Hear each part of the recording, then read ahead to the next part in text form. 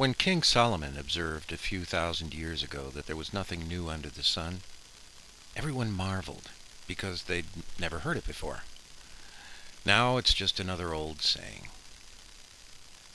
Band-Aid recently came out with a revolutionary new liquid bandage that predates Solomon by 3 millennia and wasn't exactly new when the Egyptians first described it.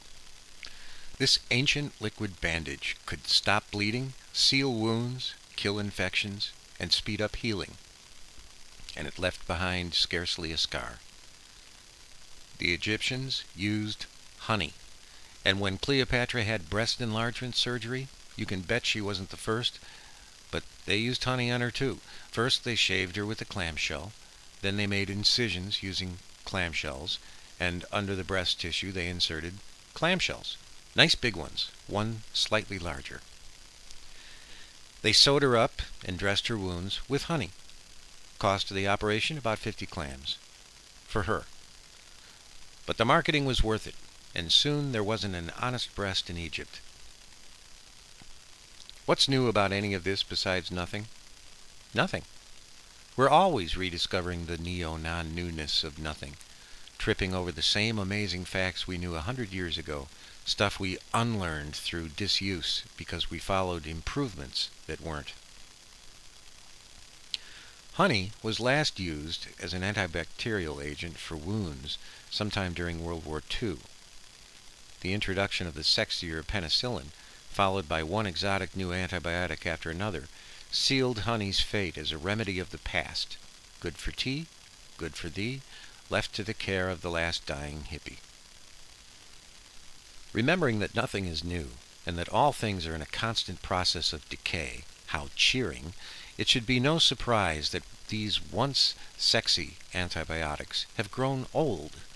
They plod across the stage in their slippers, hobbled over, holding up loose bikinis, and doctors really have no choice but to politely rate them as gradually losing their effectiveness, when what they really mean is they don't work.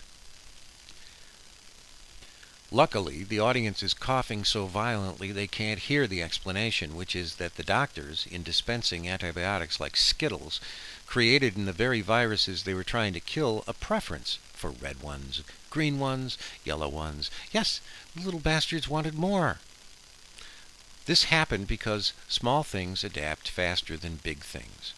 Where it might take 1 billion years for a star to be born, it only takes a season or so for a virus to jump from a bird to a human, a trick that merely requires them to change the shape of their bodies.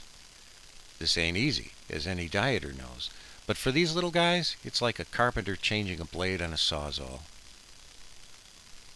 This miraculous transformation, once called evolution, no longer occurs in certain areas of the Christian world where God can't be seen through microscopes or telescopes due to his prior existence on the pages of a book. What's new? Nothing. But there's so much more of it than usual. Guess what just stepped onto the stage again? Well, of course, you saw it coming. Honey. And not the old honey either, but a new one. Newly created not by hands of man, but by the glands of bees and the jizz of a flower. In New Zealand, honey's been doing push-ups in its spare time.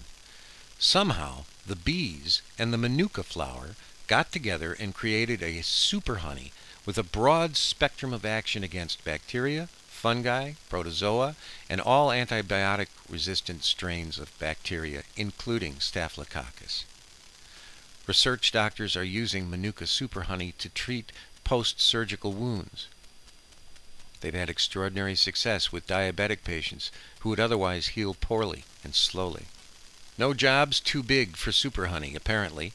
Say you've got a fungating wound where your cancer breaks through your skin. Get the honey.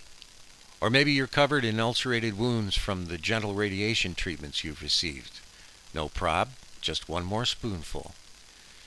If you've been following honey's progress throughout the modern world, you probably already know that honey's got a lot more tricks up its sleeve, from lowering cholesterol to reducing alcohol abuse to supercharging the most lethargic libido. Oh, you didn't know that? It's true. Honey is the secret ingredient in the world's only acknowledged aphrodisiac. The other secret ingredient is alcohol.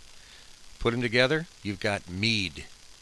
Mead can make a zebra hump an aardvark. Solomon knew this too, which is why he had 500 wives. For the wisest man in the world, that's the dumbest thing I ever heard. But, oh well. Another man, another manuka flower, stricken. Thanks for listening. I'm Kurt Fisher.